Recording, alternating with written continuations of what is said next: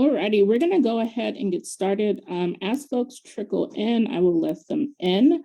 1 second. Perfect. Okay, we're here. We're here. So thank you everyone for being patient and flexible as we had to reschedule. As I stated in the email, I'm currently still in Germany and I'll be here for another week. So definitely still struggling a bit with jet lag, but happy that some folks were able to make it today. This is our first study group, and I'm going to sort of introduce what we're doing here together today, and then we're going to just sort of jump right in. As a reminder, this is one of several different public and community engagement events, and I'll talk in a moment a little bit about where you can find more information. I'm going to go ahead and press the record button. It looks like we're already recording. So just as a reminder that that's happening, in case you don't want your face visible, just letting you all know that ahead of time.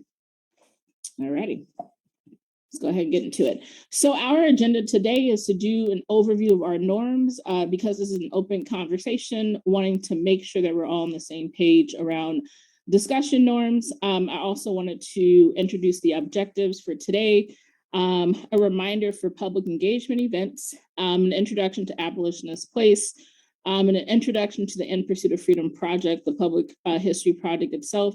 And then the rest of the time, we're just talking to one another, and then having a 10-minute closing just to wrap up and make sure that there are no loose ends, at least in the context of making sure that everyone has gotten what they need to get out of today's time together. We're going to go ahead and proceed. The first thing that I just want to remind you of again is that the session is currently being recorded, and we also have the chat. So if you're during the course of our conversation, if you want to leave a question or leave a note to someone else, you're more than welcome to do that in the chat.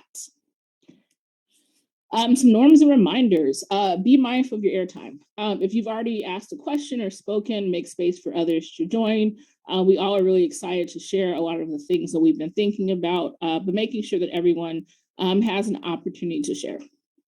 We also want to encourage folks to be mindful of assumptions, thinking about what assumption is behind a question or a comment, and to encourage one another to challenge our own assumptions about people, about events, about many things. Ask questions for clarification to help avoid making assumptions. I think this one is really important in terms of making sure during the course of our time together, if there's confusion, that we organize it as a question to clarify rather than something else that may feel accusatory to someone who shared something but may have missed information. And then also please mute yourself when you're not speaking, just to disregard and remove background noise. The last thing that I want to share here is, as a norm and reminder, is that this is not a debate. This is a discussion, and there's a very clear difference. In the context of a debate, our goal is to win. Our goal is to perform to a certain extent to win. So our focus is not winning, our focus is on learning. And so our goal today, while we're here with one another, is not to win, one side won, so we're all excited. Our real goal is to really have a conversation, to learn from one another, and to pose questions that challenge both our assumptions and challenge the way that we make sense of the world. And we have three really basic objectives for today: to introduce the Pursuit of Freedom Public History Project, to introduce the public art installation at Abolitionist Place, and to facilitate an open discussion regarding Brooklyn's abolitionist past, present, and futures. So just as a quick reminder, on my website, there's tons of information around opportunities to continue to be involved in the community engagement and public aspect of this project. Several people have already left me really helpful comments in the Google form. I've received lots of emails so far. People have scheduled one-on-one conversations for me, and we had a healthy turnout at the very first project introduction on January 24th. In addition to that, as you know, we also have the study group. The next one will happen on February 20th, which is a Sunday from 5 to 7 p.m. Eastern. And as always, these are just the planned things. If there is interest in more planned things, we can do that as well. just shoot me an email to say, hey, I would like to co-organize an event about this, or I would like to facilitate a conversation about this. Just shoot me an email. Alrighty, so I know not everyone was at the introductory conversation, so I'm reviewing slides that many of you have already seen, just to make sure that it's said again. And this is taken directly from the EDC's website concerning Abolitionist Place. So New York City, EDC, work at Abolitionist Place will be a 1.15 acre street level public open green space in the heart of downtown Brooklyn, half a block from the vibrant Fulton Street Mall. So I'm reading directly from the website. This project is part of the Downtown Brooklyn Redevelopment Plan, a set of space and infrastructure commitments made in 2004 to reinvigorate the neighborhood and celebrate the area's unique heritage. This is a drawing of the actual location, which gives some indication around particular things like trees and open spaces and things of that sort.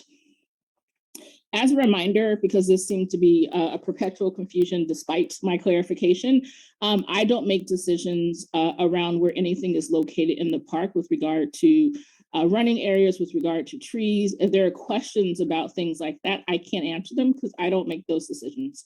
I'm the artist who is creating the artwork for this park, but I'm not the person who makes construction or structural decisions about the layout of the park itself. So this project for at Abolitionist Place is part of a larger project called In Pursuit of Freedom. In Pursuit of Freedom is a public history project that's received funding from several different institutions and initiatives with the goal of exploring Brooklyn's anti-slavery movement. And if you go to the website, which I sent a link to in the email before this meeting, you'll notice tons of things. Some of those things include the curriculum that was created, some digitization of several archival pieces, archival matter to explore, articles and things written. And there also are several videos that describe the project and sort of the progress that they've been making so far with this public history project that is ongoing. And as many folks are aware of, originally the space was called Willoughby Square. As was published on June 17, 2021, the city and elected officials and community officials renamed Willoughby Square to Abolitionist Place. So this is the new name. I know it's been used as Willoughby Square for quite some time, but reminding folks of the new name of this particular location. So I wanted to jump straight into doing a quick overview of the In Pursuit of Freedom public history project. And I was going to do a rundown, but then I said there's also this great video where folks who are actually part of the design of the project are speaking. So we're going to take a quick moment, it's about 14 minutes, to watch this video together, because I think there's some important things around contextualizing this project that'll be helpful for our discussion that we'll have right after this. So give me 1 second, I'm going to share my screen for the video.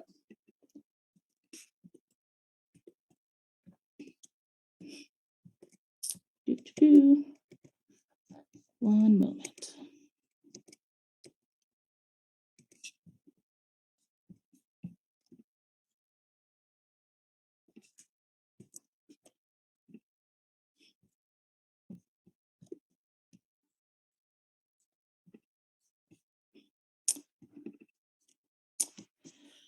So this is the In Pursuit of Freedom website, as I shared in the email. And there are several things on the website. One of the areas that I most enjoy is the news section.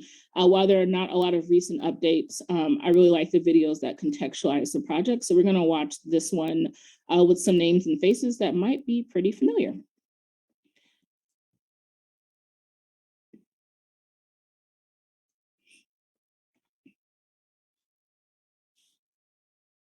Here's a bit of Brooklyn Black history for you.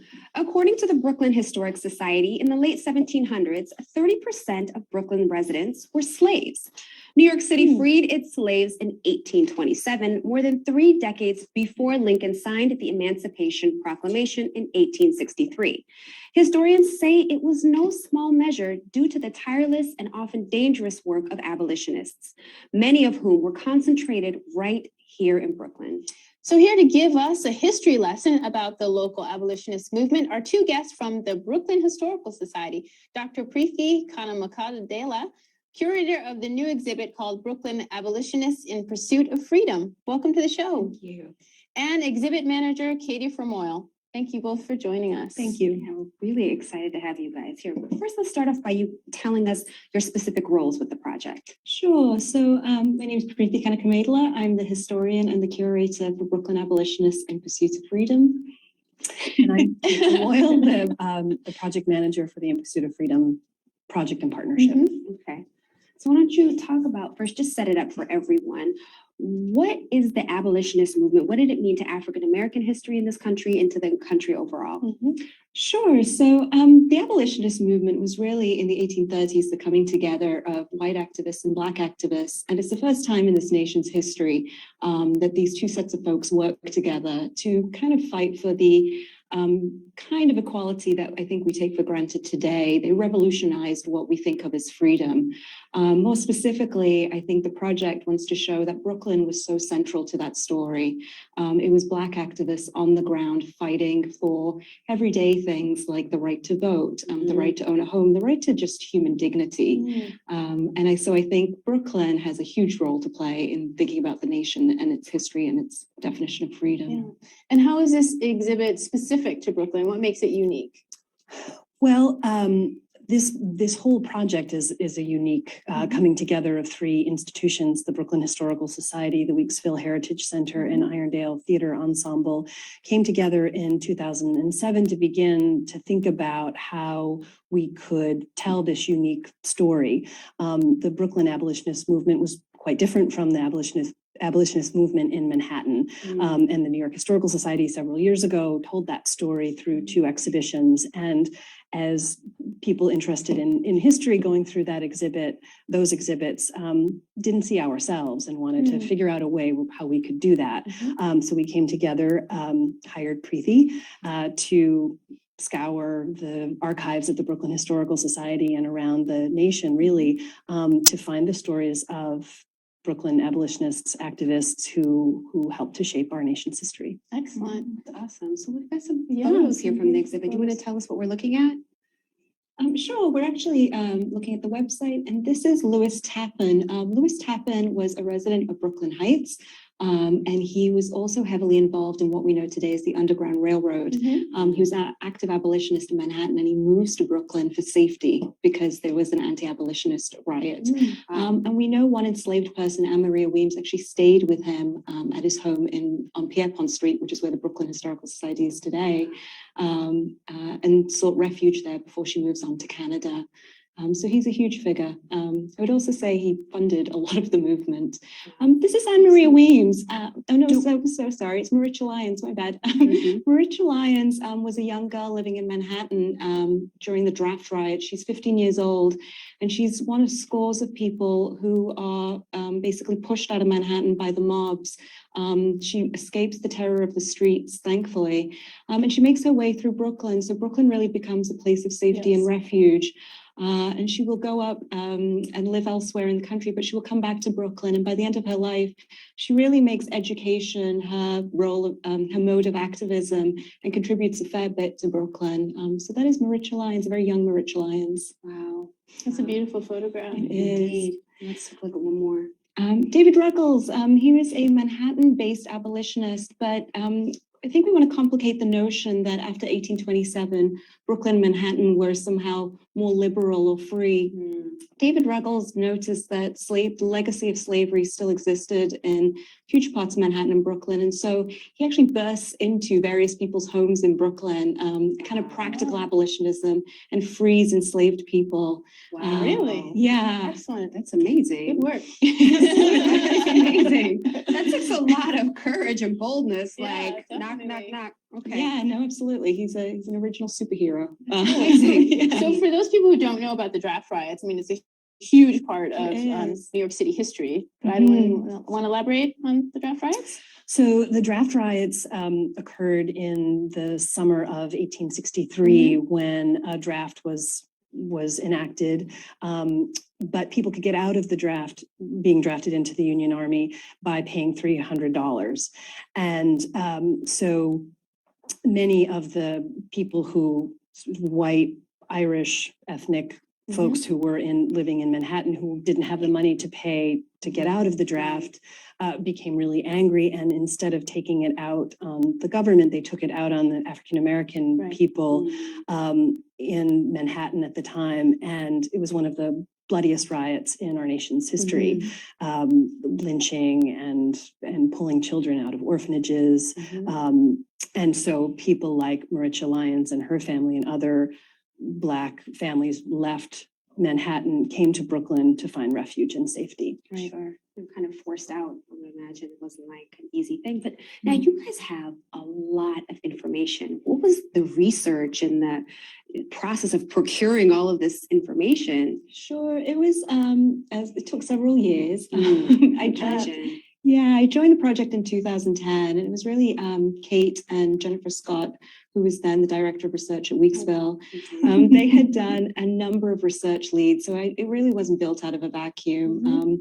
And when I came along, I basically looked at what we had, and we put together a research team, and we kind of had geeky fun. We went through archives and repositories, both in Brooklyn, New York at the Schomburg Center, and also just across the country, looking for the kind of information, not only that could tell our story, but a story I think that people have not told before. So it was a twofold process, and it took about 3.5 years to put together. Are there any specific stops on the Underground Railroad that are here in Brooklyn, like houses where they've got like the little secret rooms and things like that you can see or that people can visit? So we don't know for sure. This is the historian speaking. I think one thing that we're really keen to show for this particular project is people were just hiding in plain sight sometimes. The notion that enslaved people would risk their lives and come all the way to the north and then hide in attics or tunnels simply doesn't ring true to many of the stories we found. One of our first anti-slavery activists, James Pennington, escapes in 1829, and he's a prominent anti-slavery activist. Actually, he wants to be seen. So we kind of shied away slightly from looking for attics and tunnels, not because it's illegitimate in some way, but because there are more exciting stories to be told about activists that wanted to be seen. But what did the Underground Railroad kind of play in that? Like how many people did show up in New York via that route?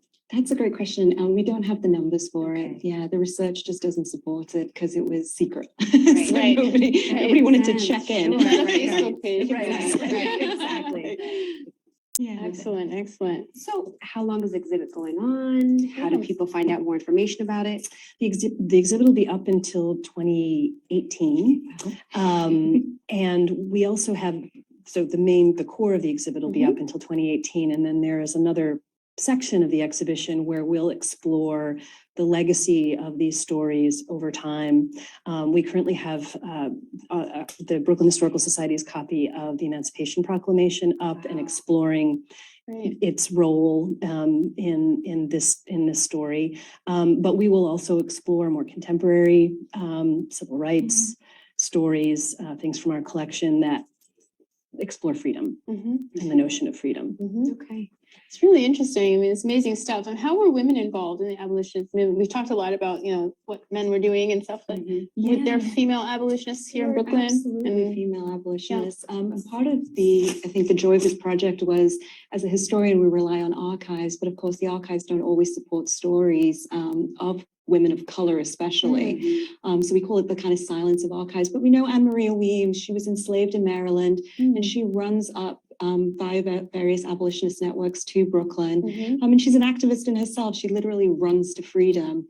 Another woman of color that we feature prominently is Elizabeth Gloucester. And she is a rich woman. She has her own money, and she actually gives $10 to John Brown and says, go to Harper's Ferry and start that revolution. And she dies in 1883, and she's one of the richest women in the United States when she dies. So I think it's those kinds of women that historical narratives don't always celebrate, that we're really keen to put back. Right. And we don't have an image of her. We don't have a whole lot that she left behind, except for a couple of stories that Preeti uncovered during her research. But we made the decision to include her in the story, even though we didn't have we didn't have any, physical, Tangible. Right, exactly. Right. And you'll see when you go to the exhibition how we were able to do that. Right. Excellent. It's beautiful how that legacy still lives on. Now, I just want you guys to speak quickly about how important it is to remind people, not forget about this piece of history. And I say that because I've had situations where I've had run-ins with students who have no idea about anything. So could you just speak to that a little bit, please? Sure, absolutely. I think if you start with the premise that history is not done, it's not our past, it's absolutely the way in which we think about our present, the way in which we can shape our future. I think it changes things. I know my students as well. They will say, oh, slavery existed in Brooklyn. Oh, what was the Fugitive Slave Law? What is that crazy date? Yeah. But when they start to think about the Fugitive Slave Law of 1850 as a federal law, that really is the first set that criminalizes the black body. If you just suspect somebody of being a fugitive, you're allowed to go and arrest them. And my students have amazing conversations about the more recent stop and frisk and how that made them feel. Yes. So I Very really, similar. yeah, Very. absolutely. So I think it is so important to know the history, and just that so much of it happened right here with the Fugitive Slave Law. It's a Williamsburg resident that's the first person to be arrested. Wow, it's interesting. I mean, I'm always amazed at how many people who have lived in Brooklyn so long, like don't know places like Weeksville. Yeah. Right. I worked there for many, many years, and Katie and I worked together Right. a lot. But how important were communities like Weeksville, and then I think was it Buxton in Canada? Yeah, I mean, how important were they to African Americans? Yeah, absolutely. Hugely important, I would say. Weeksville, as you know, is the Yes. second largest free Black community in the United States in pre-Civil War America. And that notion of just creating a normal life for yourself, a way of creating a shield, as it were, away from the racism. We have two brothers, Willis and William Hodges, that move up to Williamsburg, which is, of course, very different today. Right. At that right. time, It's farmland. and yeah, like rural. absolutely. Exactly. It was a little village then. And Willis Yeah. says, I'm moving to Williamsburg because if I move to Brooklyn, I might encounter more racism.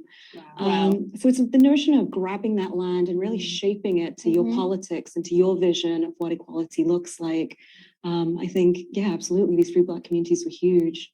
And in the case of Weeksville, starting schools, and Absolutely. newspaper, businesses, Yes. really creating community. And providing safe haven during the draft Exactly, right. riots and for Absolutely, yes. anybody basically who was sort of in need Yeah. at the Absolutely. time. Yeah. So what is the one thing that you would say you want people to walk away with after seeing this exhibit? Sure. I think for me, it would be to be inspired, to know that activism is grassroots. It's done by ordinary people achieving extraordinary things. So go away and understand how they did it then, and maybe think about your future or your present. Yeah. Okay, and similarly, the idea of freedom and what that means, what that means to us today. One of the things that we did as we were working on this exhibition was to think about the questions that we use to shape people's experiences, and thinking about the notion of freedom and education, the notion of freedom and safety, the notion of freedom and community. And so we really want people to think about what this legacy means to them today. Yeah. Okay, excellent. Thank you both so much for joining Yes, us. Thank you. Alrighty, so I'm gonna stop sharing that screen and reshare my other screen. Give me 1 second. Let's see.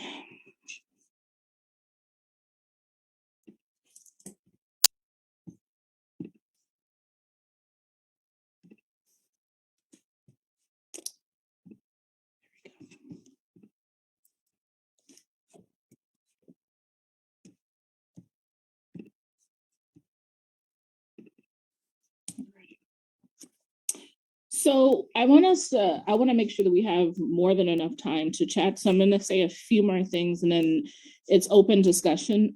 I have created a couple of sort of starter questions, but these are not exhaustive and we can depart from these questions. But a couple of things that I wanted just to contextualize that felt important about that clip was, I guess the main thing that I kept coming back to, I've watched it several times at this point, was the focus on this research in terms of giving context to a lot of the actions that individuals took, but also thinking about this project as part of like a larger desire to contextualize in order to make sense of present context and future context. And I always come back to this quote from Ruthie Gilmore, because I think a lot of times when I think about abolition, there's sort of the structural element of it, right? And then there's also this element of literally the thing. I don't see the thing anymore. Just because you cannot see a particular system at work doesn't mean remnants or the legacy of that system are not at work. And so when I think about Ruthie Gilmore's quote here, abolition is about abolishing the conditions under which prison became the solution to problems rather than abolishing the buildings we call prisons. This resonates so deeply for me because I think a lot of times we may fall into the habit of focusing so much on a symbol of something ending versus the actual structural elements of that system no longer being present. And so thinking about questions around the legacy of enslavement, the leftover work that we still have to do, but besides, in addition to the legal end to the system of enslavement in the United States and Brooklyn, what other work is there left? And so I always like to come back to this language around in pursuit of freedom, because the language of pursuit reminds us that the work is not done. And I like the openness of this because it invites us to be cautious about our celebration around freedom, to sort of think and reflect about what's still to be done. And so I have identified 3 questions to sort of start all of our conversation, but also obviously there are tons of other questions and comments, and then also responses to the video itself. And so the questions we have here are: how do we grapple with the legacy of slavery? What is the unfinished work of slavery abolition? And what does abolition mean to you? And I am interested in responses to all these questions, but really interested in hearing about what abolition means to you as an individual, mostly because I think there's tons of academic definitions of abolition, but also really interested in the sort of tactile and concrete ways that people are thinking about abolition in their lives, in the present and the future, as well as the past. So I'm going to minimize my screen so that I can see everyone. And then let's go ahead and hop in. You should be able to unmute yourself. As a reminder, if you've already spoken, make space for someone else to speak. If you have a question, ask your question, and let's just be mindful of assumptions. As a reminder, this is being recorded so I can go back and take notes later. So if you don't want your face to be visible, please just turn off your camera. Otherwise, this will become public. So just as a reminder to you, in that event, you don't want this to be visible. But yeah, let's go ahead and jump on in. And let me know if you're having unmuting issues.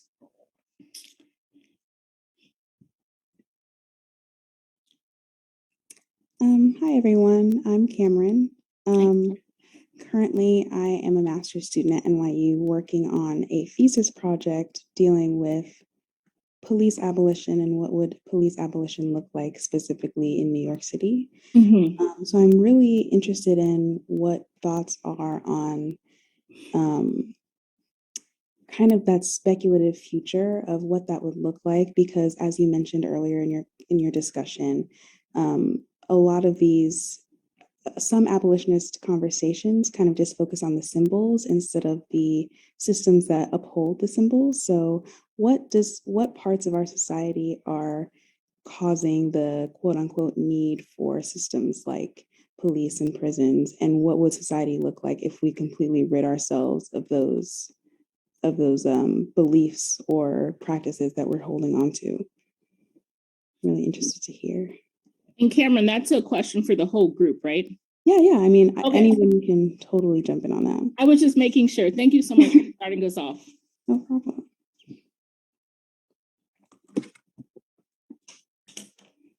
I know it's a big question. Your question was, how do we abolish X, Y, and Z? And everyone's like, oh, I don't know. Cameron, if I can just ask a little bit more for this thesis work that you're doing around the speculative future what exactly, yeah, can you say more about what the goal of the thesis is? Is it to come up with the plan? Is it to identify structures? Can you say a little bit more? If you're at liberty to say more. Yeah, I'm at liberty to say. I think in the beginning of my work, I was wanting it to be educational and a little bit more fact-based. And this is kind of, these are the systems, this is what's upholding it, and this is what we need to do to abolish them.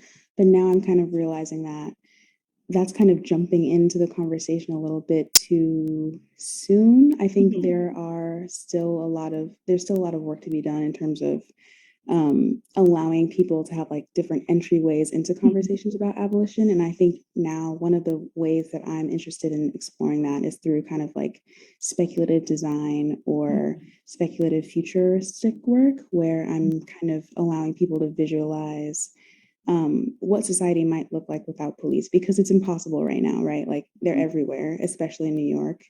So, you know, and it doesn't mean just, oh, there's no more cop cars and there's no more sirens on the street. Like it means, how are people interacting with each other differently?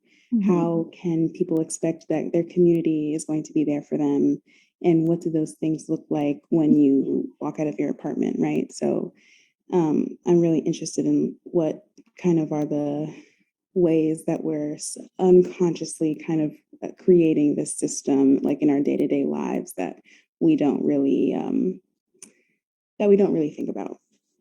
I mean, I'll offer something really brief, which is one of the things that became most interesting to me. Back in 2015, I worked with Weeksville on an exhibit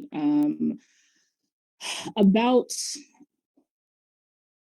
Weeksville, but it was a little bit more than that, because I was really interested in what it takes to form an intentional community, and in the formation of an intentional community, the sort of the decisions that people have to make around the norms and the structures and the systems that sort of set them apart from larger society, because the understanding there would be that if indeed larger society was functioning in a way that you felt was generative or safe, there wouldn't be necessarily be the need to create an intentional community like Weeksville. And so in looking at Weeksville, one of the things that felt most important to me is that there are the superstructures of many things, right? But there are also the things that are happening at an interpersonal, hyper-local level.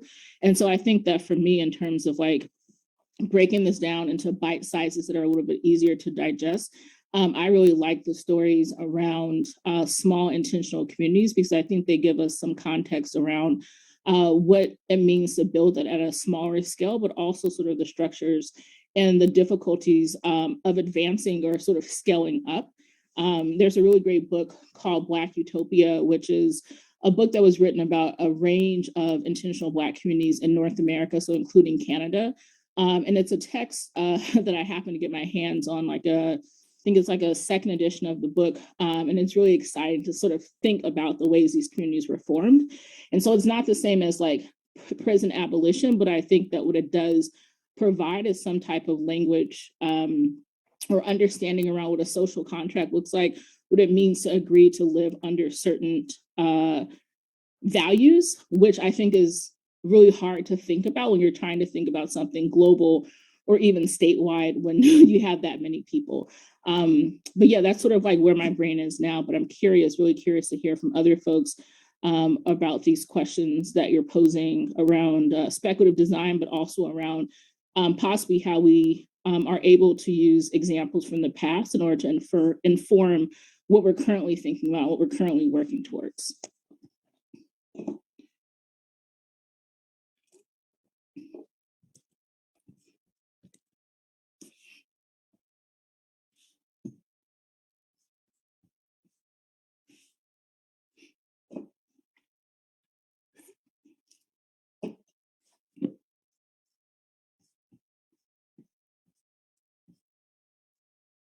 Oh yeah, you can just unmute yourself. You don't have to raise your hand. Are you not unmuted? Oh, there you go. Yeah, it wasn't letting me unmute for a second. So hi, thank you so much for hosting this, Kameelah. Really appreciate this.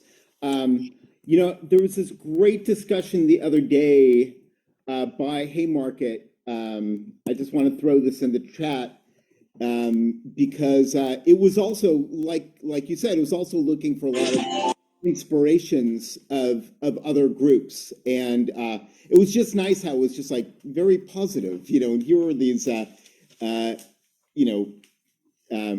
was Angela Davis and some other people, and it was just incredibly welcoming, positive event, and it was nice to see that and to continue that.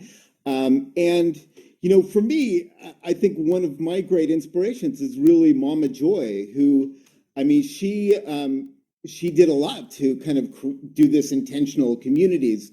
The African Drumming Circle in Prospect Park is one of the things that she started. She had schools. She would welcome people into her place. She would have a summer camp. And I think she was just so welcoming to everybody that I think that's really one reason why she really remains such an inspiration. I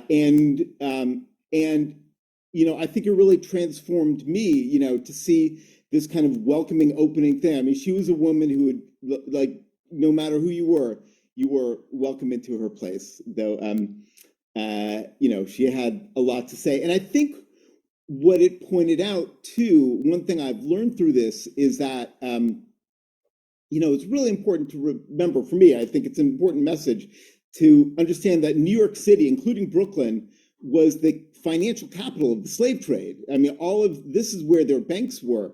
And so our financial systems are really, in New York City, are not we were not the good guys. We were the heart of the people supporting slavery into the 19th century. And even afterwards, we had this really strong support for slavery, even after the Civil War.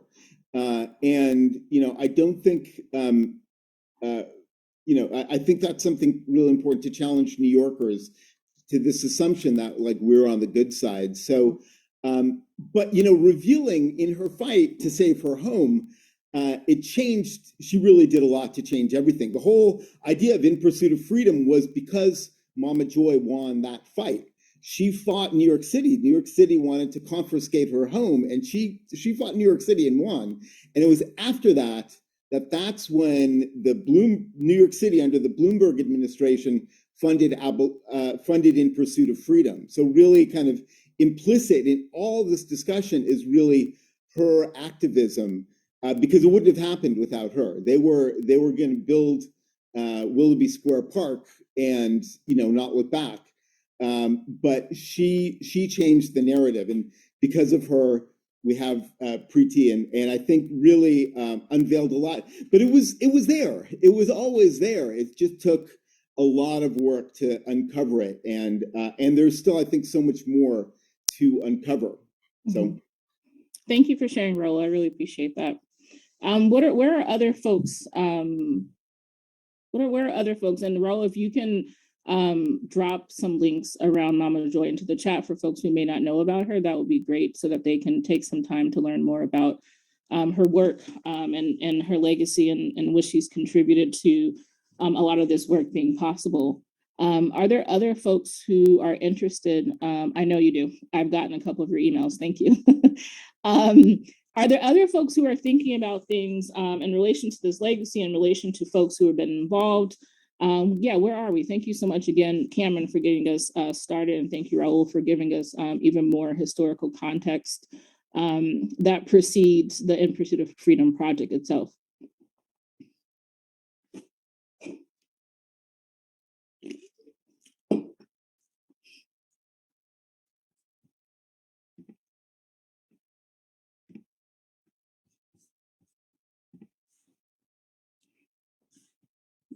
And you guys can just speak. You don't, you should all be able to unmute yourself, but it looks like, Julie, maybe you're unable to unmute yourself, so let me try to unmute you.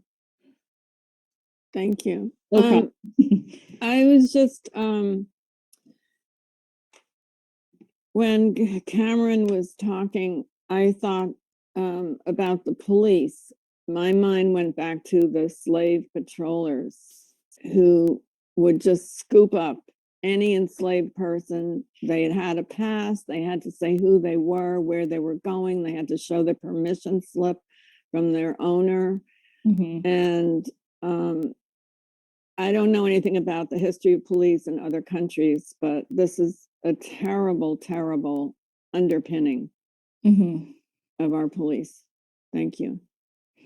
Thank you so much for sharing that, Julie. And that was one of the things that I actually enjoyed about the video we just watched was in talking about the exhibition that was being planned and talking about sort of the purpose of it and sort of the context. One of the speakers spoke about how students were making connections between policing in New York and what they had been learning through this project. And I think one of the things that is really important for me and was also noted in that clip was that the past is not dead. The past is not just sitting in the past, but is really sitting at the surface. And so thinking about the ways in which the legacy of slavery is still present and has become a bit more clever and that it's harder to identify. But I think that people who have lived experience in this way are descendants of enslaved people will often find these resonances sort of peeking through everyday life. And so again, I really appreciate you surfacing that connection.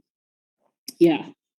And I just wanted to add PS that I'm a member of Coming to the Table, and we do research on our history. And I have slaveholders in my background in North Carolina.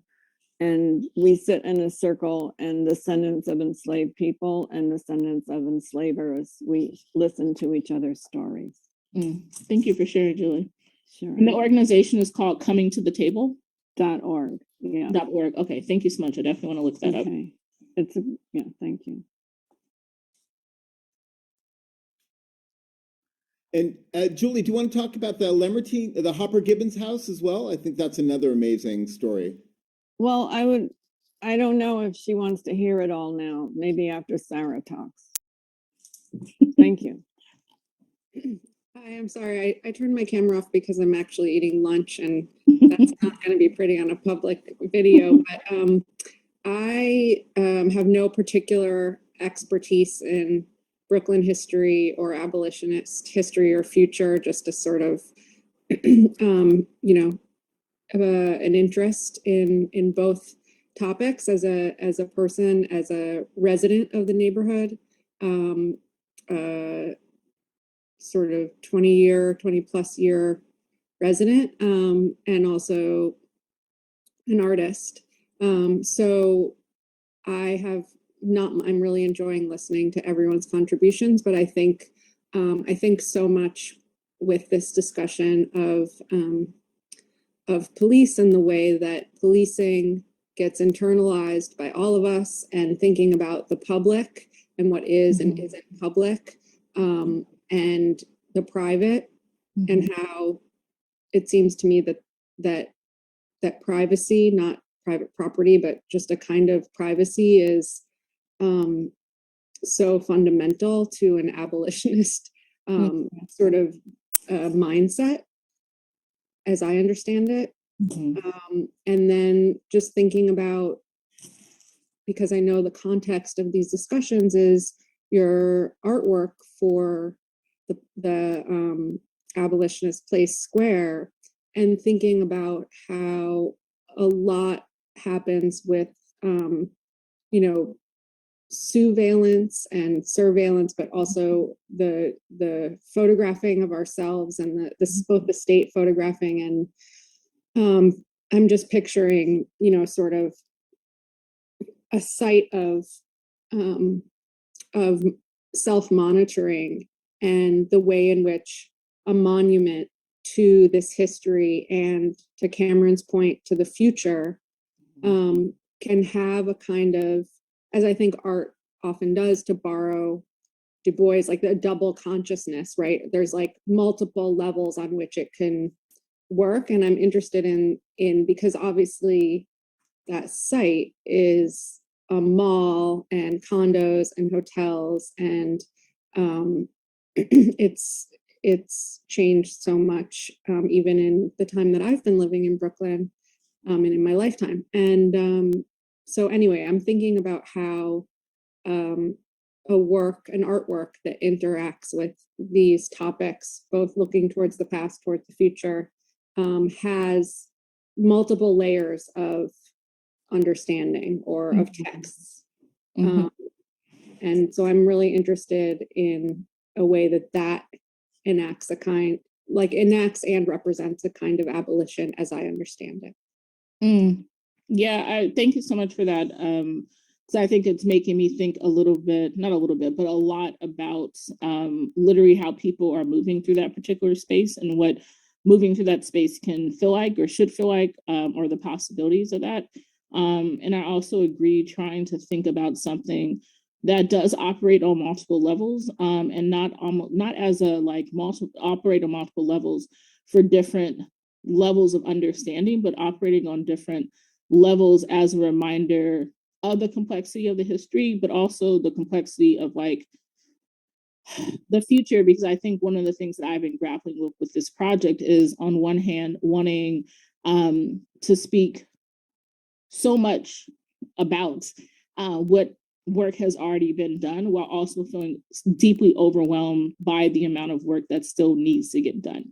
And I think about this a lot when I think about the number of conversations that I've even had during this process, where the legacy of enslavement is often embedded in the ways that people speak to me, or the assumptions that people make about my agency, the assumptions that people have made about my intelligence, the assumptions that people have made about my role in this process. And so I think before we even get to this place of being like, this should be here, what does it actually mean for everyone to slow down, to interrogate their actual assumptions about the folks involved in this process? Because I think a lot of the legacy of enslavement, as a person who goes in and out of these art communities and these processes, I find there to be some deeply seated obliviousness around what it actually means to engage with someone who is not white. I found this process to be quite interesting in the ways that people have spoken to me. And I think that the ways that people have spoken to me are not ways that someone else would have been spoken to.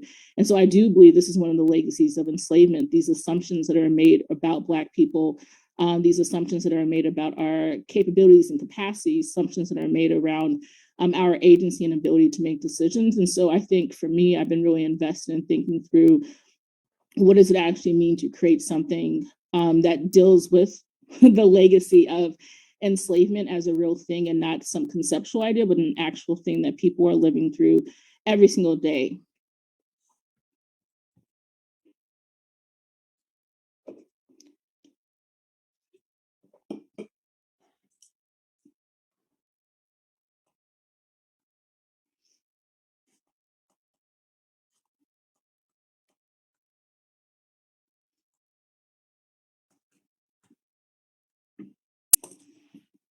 Oh, Melanie, you don't have to raise your hand. Let's go ahead and jump in. Hi. No worries.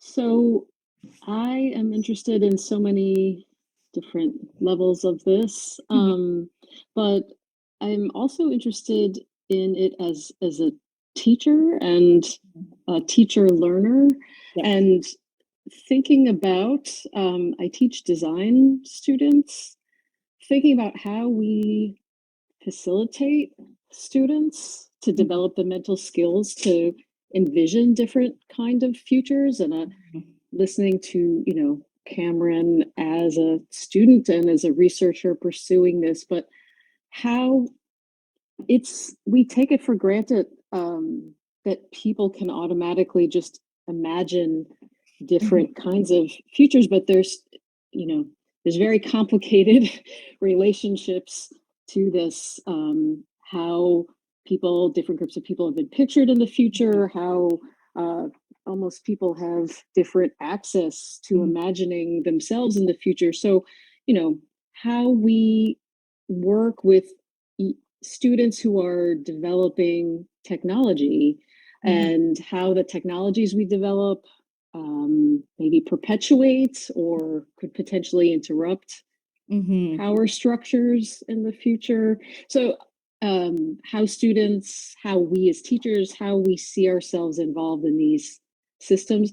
this is much more of a question than this is, yeah, a question and a statement of interest. And I'm looking at this project and how you're approaching it, how students who make art and design might also learn from your process. Because very difficult process to engage a large public, but super necessary. So, you know, not just the content of what is being talked about, but the approach and how, yeah, anyway, how this all figures into education and learning and understanding different futures. Yeah, I think that's an excellent question. And one of the reasons why I was excited about the In Pursuit of Freedom project itself was because there was a built-in section around a curriculum. And that curriculum was important to me because I think that there is a lot of, I would argue, over-reliance on individual approaches to do public history work, right? So one individual approach may be build a monument and then we've done our job. Or another approach may be have a lecture one day, we've done our job. And so one of the things that's been most interesting to me about In Pursuit of Freedom is that it has several parts that include a curriculum, that include these public elements, that include an exhibition, that include performances, and now this public art. And so in a lot of ways, I would make the argument that there are lots of different ways for people to enter this public history as a learner with varying interests or degrees of engagement, right? So someone could just go on the website, skim some things, someone could go to an event, someone could visit an exhibit, someone could go through the archives. And so I wanted to say that because I think it's important to remember that there is an entire ecosystem of the work that's being done for this project, in addition to the works and the efforts that are being had that are not actually part of In Pursuit of Freedom. In Pursuit of Freedom is one effort, right? There are people who are also doing this work outside of In Pursuit of Freedom. And so when I think about this in relation to teaching and learning, I'm currently teaching a class at Cooper now, which is teaching us collaborative social practice. And a lot of what the conversations we've been having with students have been around is actually thinking through what does it mean to develop an ethos or a methodology for engaging with people that promotes learning and not just sort of like getting to the end of something. And so I think part of why this project is difficult, but also enjoyable is that not everyone shares the same ethos around learning and education, right? Some people are just coming in it to like quickly get what they need and then leave. Some people want to meander a bit and wander. Some people want to build something completely new. And so I think as an educator in this process, it's about sort of balancing all of those things. And I think in terms of like the future of thinking about futures and designing futures, one of the things that I have found really, really important for this work is thinking through who in society gets to think through themselves being part of the future. And there's an artist, I think her name is Alicia Wormsley. I'll send an email correcting this if I got the name wrong, but she had a large billboard that just very simply said there are Black people in the future. And I remember this billboard being so interesting to me because it seems like such a banal and unnecessary assertion. But if you think about the history and trajectory of Black folks diasporically and just in North America, the question of will there be Black people in the future is a legitimate question. And so the assertion that there are indeed, oh, thank you so much for putting this in chat, that there are indeed Black people in the future. I think people, in order to do design work around what the future looks like, they have to actually believe that they can survive into the future. They have to believe that they have a right to be in the future. They have to believe that there are structures and systems that are designed for them to thrive. And so I think that this particular moment, particularly under COVID, feels really, really hard to imagine a future because I think there are extreme numbers of people who are suffering and are just trying to make it to the next day. And so I think for me, thinking through this question of like who in society has the privilege of leisure time to even think about these questions, and who's spending all of their time, cognitive energy, emotional energy, just trying to make it through the day. And so I think as I always go back to Maslow's hierarchy of needs, because sometimes we jump ahead to say like, you want to do all these other things, but are people housed? Are people fed? Do people have a basic sense of safety? And these things are important when being able to do any type of like thing beyond breathing, right?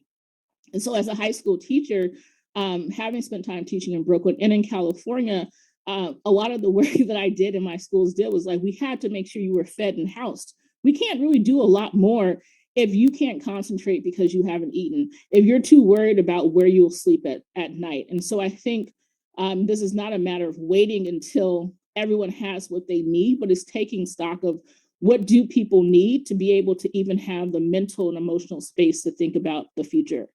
And just to go back to this point that I made early on around hyper-local intentional communities, the reason why I'm so deeply inspired by those examples is that within the context of a few hundred people, they designed and developed a society where they were ensuring that people's needs were met in a way that they could actually pursue other interests, that they could think through other things, that they would have time to publish a paper, that they had the sense of safety or relative safety and support to do a lot of these things. And so I think safety keeps coming up a lot for me in terms of what can we do to support people in thinking about designing futures. I think people have to feel safe to imagine, and they have to feel like yes, I just keep coming back to safety. I can't think about anything unless I know that I'll be here tomorrow, or that at least someone is supporting that structure for me to be here tomorrow. And I have more concrete ideas around teaching and learning with regard to design and sort of future processing, which I'm more than happy to talk to you about after, because it's much longer, but I'm really excited about that question. And thank you for folks who are dropping these things in the chat here. Kameelah, if I can please do. Follow up on that. I think that's why this neighborhood is so exciting. So you have people like Sylvanus Smith, who founded Weeksville, and a lot of the founders of Weeksville actually lived right in this neighborhood in downtown Brooklyn. He did it because the Black suffrage was being attacked, and the only way for African Americans to be able to vote was to own property. And so they gave them the opportunity to own property. But at the same time, he was a trustee at the colored school number one, as it was called. And then his, one daughter, Dr. Susan Smith McKinney, was not only a doctor, but also founded like the Howard Colored Orphanage, so finding refuge for those kids. And then she was also playing music. She was also an organist at Bridge Street Church. So I think finding refuge in music and art was pretty essential to it. And even so, I forget who was it. Was it Sarah who mentioned the Du Bois? I mean, so he actually was also very supportive of this neighborhood too. He spoke at Sarah Smith Garnett's funeral and spoke very highly of her. And he was also involved with this. So there's many examples, but the point is that there's this very, very long legacy of intentional communities and creating safe spaces right down there, which is, my fear is that it's going to get lost, and that's something that motivates me because it's such an amazing and inspiring story. And, it just needs to be retold, especially as all these high-rise buildings are going up. Thank you so much. I'm going to respond to you in a second, but I see Julie is saying, you're saying bye to Sarah. Bye, Sarah. She's already gone. Take care. I thought you were saying bye. Thank you, Rolla, for sharing that. I think that as I'm obviously very excited about intentional communities, and my hope for the future is that people don't have to build intentional communities because the community that they live in is safe. And provides a space for clarity and joy and celebration without having to escape somewhere. And I think about this a lot in terms of like the history of Black folks in the United States, but also in the Northeast, of always trying to find a place to escape to where it's safe, and thinking about safety as something that you don't have to escape to, but something that is right outside of your door, and what that might actually look like in the future. We have about 40 minutes left, so I want to check in to see if there are folks who haven't spoken that would like to share anything, or folks who have spoken who want to bring someone else into the conversation. And Julie, you want to share something about the Hopper Gibbons house. If you want to share that now, that would be great. But if there are other folks who want to hop in, please do.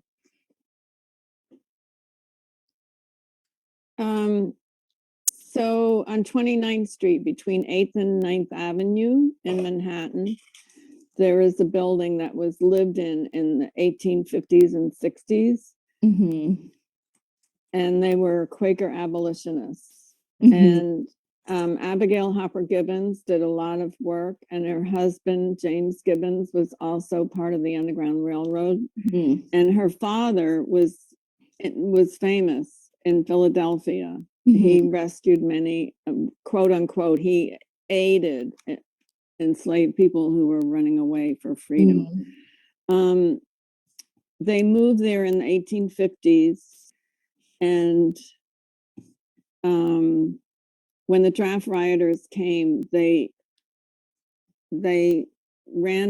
draft rioters ran down the street yelling, "Gibbons, Greeley, Gibbons, Greeley."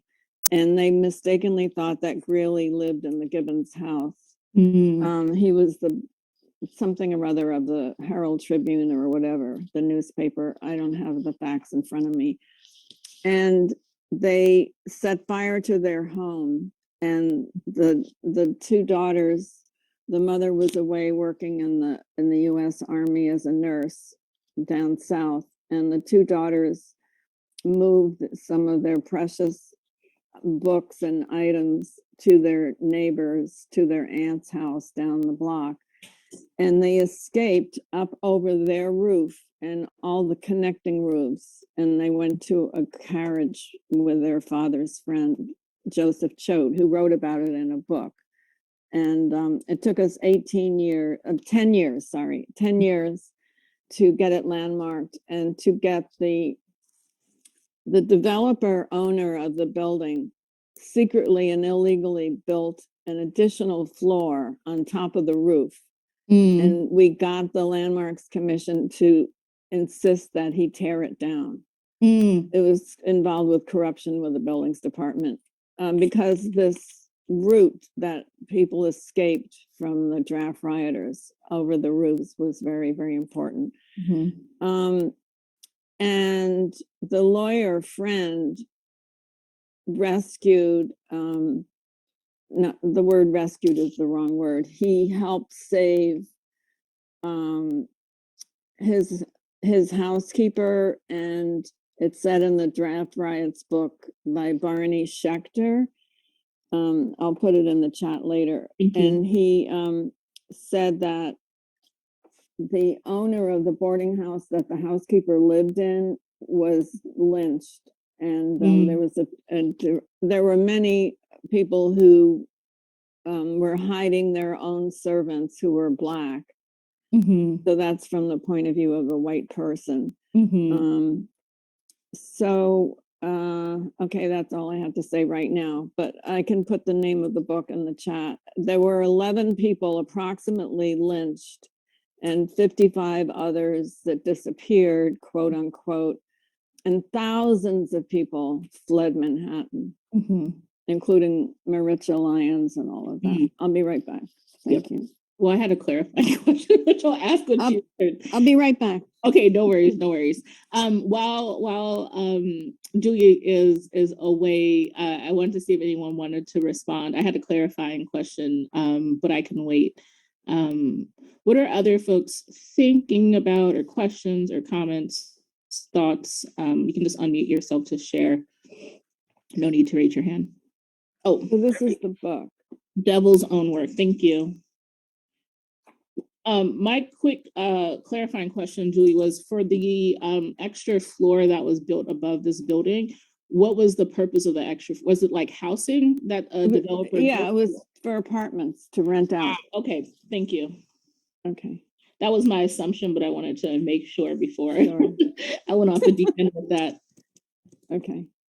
Thank you. I'm looking up this book right now. Actually, it was given to me at Weeksville when I went over to Ah, teach nice. to their office. And I went to Weeksville itself, Mm, which was fascinating.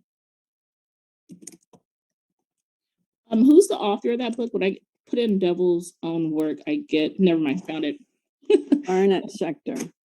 I was getting a book about a man's pact with the devil from Oh, 2000. there are a lot of devils. So I was like, I feel like this is not the book Julie was talking about.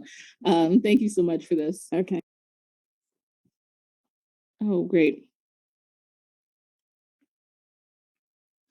This is great. Thank you. What are other folks thinking about? Thank you, Raul, for dropping these in the chat. And I'll save the chat and make sure I send these out to folks as well. Let's see.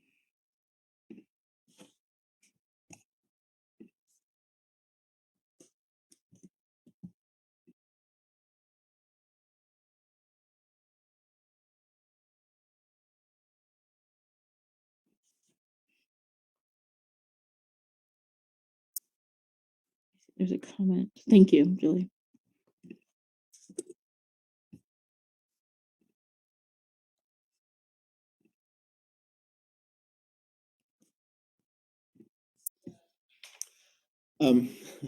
Okay, so I don't want to speak too much, but there was one other super amazing story that I think is very telling, and it's about Harriet Lee Truesdale.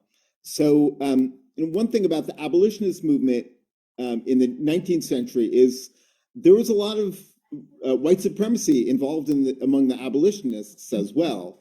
And even one of the most iconic stories is Henry Ward Beecher auctioning off Pinky.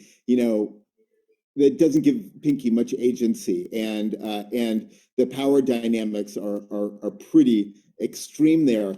But it wasn't just the white supremacy; there's also a lot of misogyny as well, and so the women were not allowed in the suffragist movement. So there was a ladies, I think they call it the Ladies Anti-Slavery Society, which first met in New York City in 1837.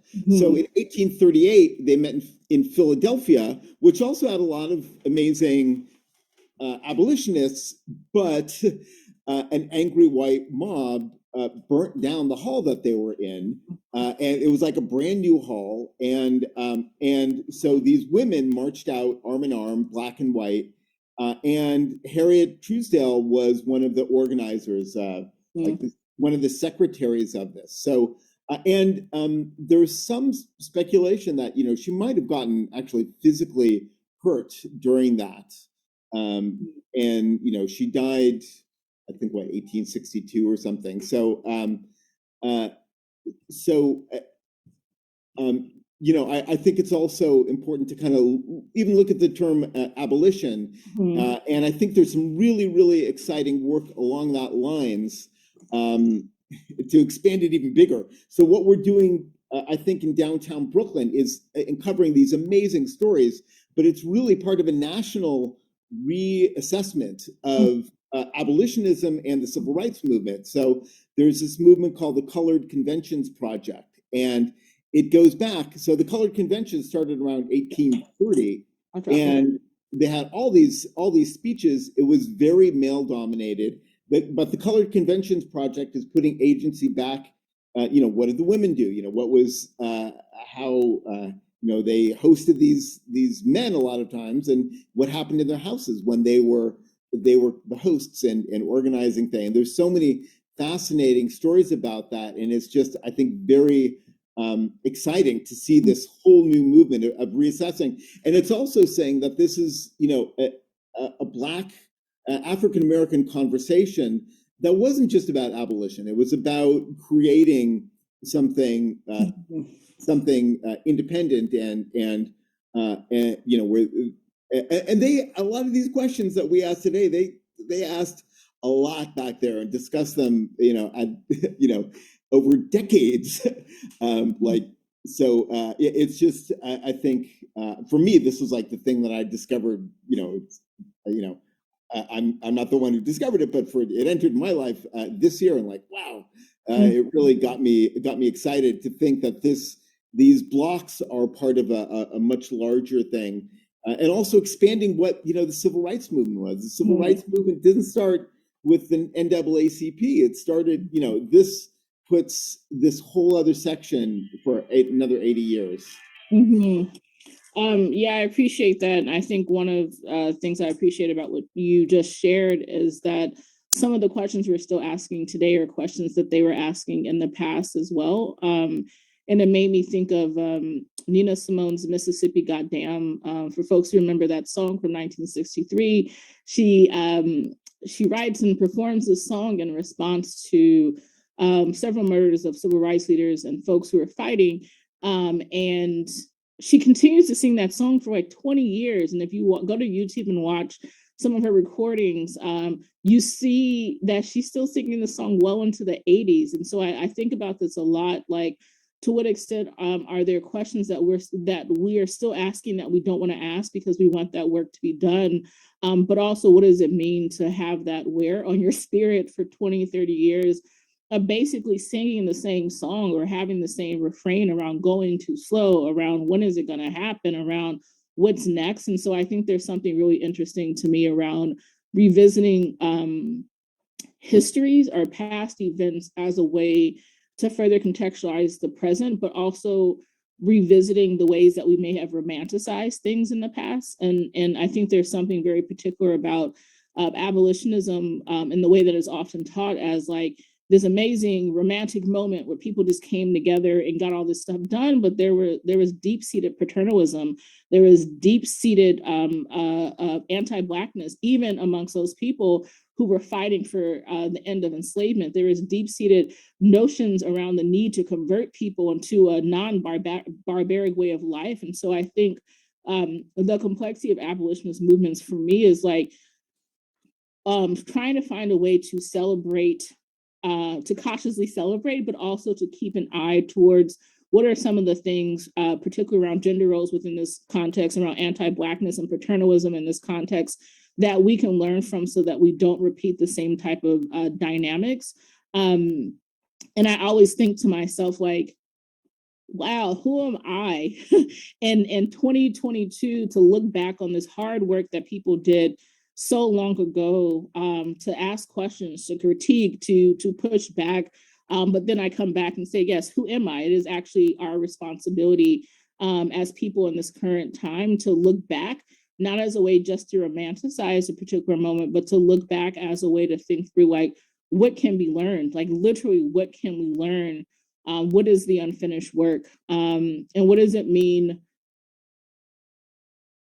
to acknowledge that not everything was as romantic and rosy as we may have been taught at some point or imagined or hoped? And thank you again, Raul, for the reminder about the colored conventions. I dropped two notes or two links into the chat for folks who want to do a little bit more research. And again, I'll put the links that Raul is sharing in the chat, as well as some of the other links that folks are sharing. Excuse me. I'll put them in a follow-up email for all of us so that you guys don't have to worry about trying to gather all of that before you go.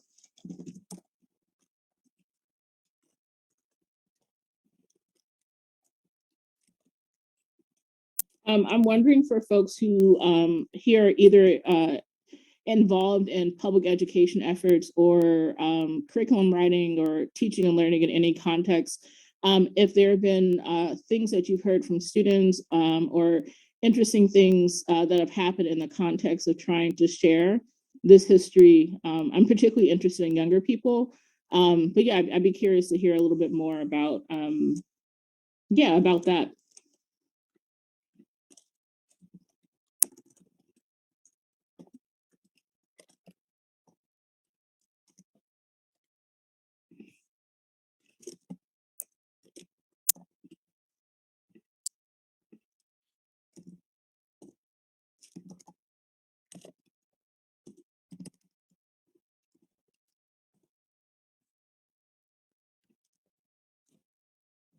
can I just add something? Yes, please. And whoever wants to speak can just interrupt me. I had an image when you were talking earlier about number 2, what is unfinished work of slavery abolition. I just had this image of when classical musicians audition, that they put a screen in front of them and suddenly they got the job. It's just an image. Thank you. I want to know more about this image. So you said when classic musicians can you say a little bit more? I'm curious. When they auditioned for a job in a symphony orchestra, they often didn't get the job. But when they put a screen in front of them, it was blind auditioning. Often they got the work. They were not judged by the color of their skin. They were judged by the way they were playing the violin or whatever. Oh, okay. I thought you were making a reference to the impact of being watched and how you your sort of performance anxiety. But that's actually quite interesting in thinking about how we evaluate the work of someone when we don't have the discriminatory crutch of being able to see who it is that's doing that particular work. That's really interesting. I mean, yeah, there's it is a version of things that is definitely wishful and desired. Thank you so much for sharing that, Julie. Oops. I'm wondering if there are other folks who are thinking about things that want to contribute. Good afternoon. Good afternoon. This is Shanae. Hi, everyone. I didn't want to speak too much because I came so late from another meeting and I didn't know what was spoken about prior to me coming. But as an educator of traditional African dance, one thing I always want to instill in the children is their sense of pride and self-discipline, respect for themselves. And by doing so, I always, with every student from age 2 to adults, teach the countries and capitals of Africa to give them more familiarity and to instill some confidence, as well as touching on some traditional things through arts, whether it's food, which I find is a form of art, dance, and other things. I do, of course, mention my mother, the struggle she's been through, and the information that she uncovered. It's very surprising to know how many people have not a clue of the rich history that's happened within those few blocks, and what exactly she went through. I do believe it took her life. I believe there were several times when her life was threatened due to her not wanting to succumb to selling her home and trying to get the information out to people. I think it's so important to know the stories that are within the same area where so many young people buy sneakers, same area where so many people go to, the mall, and just don't have a clue, especially the people who are starting to live there now in the high rises, don't have a clue as to the struggles and the dangers that these people a century ago had to endure, and what that means. I think, some of us as adults and young ones they actually think slavery is a myth, that okay, yeah, it existed, but they don't know to what extent and to the atrocities. So for someone to go against the grain and to fight to give their lives when they could have been comfortable living their lives looking the other way. It's hard to grasp when we live in some form of comfort, even though it's a little struggle right now. But I think that is why some of us are so passionate about making sure those stories are told, because it does instill a sense of pride, and not, some people get tired of hearing, oh, slavery, there's so much more to us than just being enslaved, and that's so true. But at the same time, there's so much more that we created from being forced and being enslaved. The beauty that we managed to create just to survive the atrocities, and knowing that there were people out there who may have been few and far between, but hear our cries through our art, through our, through whatever way that could have been. So that's just getting that story out and having it be as loud as possible, and also making sure my mother's name is not forgotten, because she gave her life for this to be told to all people. Thank you. Thank you so much for sharing that. And I actually had a question for you, because I know that you all now have this particular location and it's been landmarked, and I'm really curious to hear from you and whoever else is involved with this effort, what your plans are for that site. Is there education and programming happening, or what are the plans? Because I'm going to put this up, and I would love for people to know more about what you guys are planning at that site. Yes, we they could find information at the website friendsofabolitionistplace.org. We have a concept of creating a heritage center, somewhat similar to the Schomburg, where there's information of the history and the movement of abolitionism. We also wanted it to be not just a place of study, but to performing arts, because my mom was, we both created a space where people performed their arts that were not to welcome any other place. So I believe through the arts, there is freedom and there is liberation, and there is a way to tell your story more boldly than any other way. And I'm thank you so much. And I'm on the website now. And it seems like you guys just had an event, which my apologies, I missed. For folks who want to get involved to either support financially, because I know this costs money, or to support with programming or things of that sort, who should they be contacting to get involved? They could actually contact us through the website, also DM us through our social medias, which has the same tag, Friends of Abolitionist Place. That's through Twitter, Facebook, Instagram. Wonderful. And is there, sorry, I'm asking you a lot of questions, but no worries. I'm curious about this.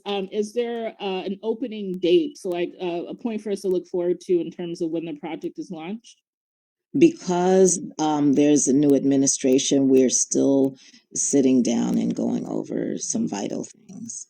Okay, great. This is really helpful. And I am excited about this because I think one of the things that I actually really enjoy about Weeksville, which is not to say I don't enjoy Schomburg, I love Schomburg, but one of the things I love about Weeksville is it's so focused on a hyper-local history. And I think a lot can get lost when you're trying to do the entirety of an entire nation of history. And so, yeah, I'm really excited for this to happen. And for folks who click the link, it also, there's a place where you can like click, as it says, to build with them, to donate, and also a location to see more of the team, which Raul is on. So you can see that as well. There's also someone named Imani Keith Henry. Actually, I'm just going to share my screen because why not? Um, so this is the page here, Friends of Abolitionist Place, for folks who, Friends of Abolitionist Heritage Center, my apologies, for folks who are interested. The team, Shanae, who was just speaking here, Raul, who's been speaking during our meeting here, Imani Keith Henry, Alea Vaughn, and several other folks, Trisha. Oh, I think I have a call with her. So there's tons of folks who are working on this project, and I think it definitely needs to be supported. You can never have too many historical and heritage centers. And here's more information as well. Thank you so much for sharing this. That's my mommy right there. And your mommy has a Wikipedia page, which Raul recently shared with us, that folks should visit as well. This is great. This is really, really great. And there's also a link to some more images of folks and of the work. Yeah, so everyone should definitely visit this website. I'm going to spend a bit more time on this website and reach out to you guys again, because I think it would also be nice for us to figure out if there's a way for us to do a joint program of some sort, given the obvious proximity of the locations. Thank you so much again. And also thank you to Raul, who's also part of this effort. We're at 9:30, so I wanted to pause to check in to see how folks were doing. Do folks have more things they want to share? Are there other projects that people are working on, rather, not working in, working on? Oh, I'm sorry. Thank you. I'm gonna have a hard time getting back into Brooklyn time. It is 9:30 my time, and I'm a person who likes like a cool 9 o'clock bedtime. So yeah, I'm getting a little sleepy, but I'm good. I wanted to check in for two reasons. We have another info session tomorrow, which is just the same as the first info session, where we were sharing just about the project and where it is now. And then we have a couple other things planned.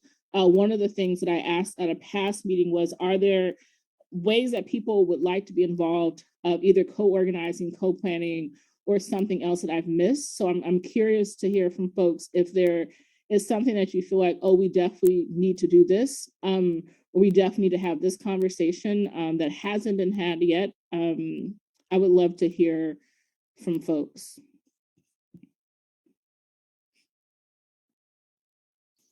I have about 3 shelves of historic references about the Underground Railroad and the draft riots. You can always email me. Thank you, Julie. I'll put my email in the chat. Thanks so much. Bye, Melody. Thank you so much. Take care. Thank you so much. Let me write this down.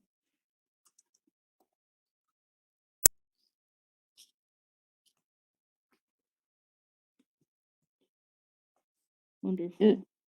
And I put it in the chat. Also, I'm haunted. Well, that's the wrong word, but I'm very aware of the different Black women that were in the neighborhood, like Ida B. Wells. And my favorite book is, one of my favorite books is Harriet Jacobs, but I don't think she lived in that actual neighborhood. But okay, I'll shut up. No, you don't have to shut up. I will say that I've been enjoying your sharing. I'm excited about the things that you've shared, particularly when you share books for me to spend some time reading as well. Thank you very much. I'm enjoying this too. And Raul dropped in several links for us around Mama Joy's work. Shanae, let me know if there are any other links we should drop in. I think a really important point was made around like providing enough historical context to understand the genesis of In Pursuit of Freedom. And so it would be great if we can keep building on that and making that clear for folks who don't know. You know, sometimes we assume that everyone knows, and then we find out in these weird ways that, in fact, this is not shared knowledge. Oops, sorry, I was clicking a quick video there. Okay, so we've reached sort of a point of possible silence. What I wanted to ask everyone to do is, if there are more things that folks want to share, to send me an email to sign up for a time to speak with me. The other thing that I want to ask of folks is if people are interested in facilitating or co-facilitating a conversation, to please let me know. We can organize a Zoom where people are sharing in a similar way that we did here. We're picking some folks to talk about. There's a range of things that we can do, but if you're interested in co-facilitating, co-planning something, please let me know. We have several more weeks of things to do, several more opportunities.